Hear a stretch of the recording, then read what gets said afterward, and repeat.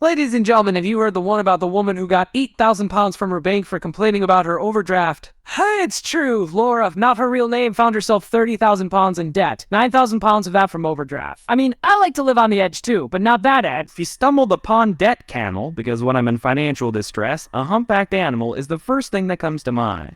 Turns out you can get interest and fees refunded if your bank gave you an overdraft you couldn't afford. Laura made a complaint, and Barclays decided to return £8,000 as a gesture of goodwill. Yeah, that's the only time I've ever seen a bank do something out of goodwill. So apparently, hardcore borrowing is when you're overdrawn for over a month without returning to credit.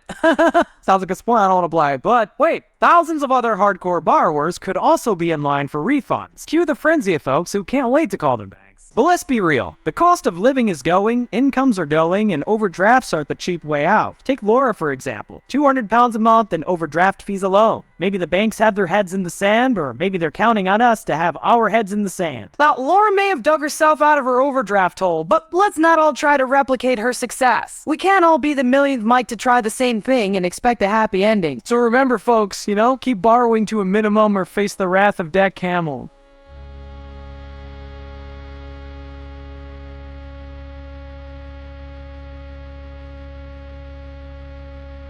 This podcast is brought to you by ai.pictures.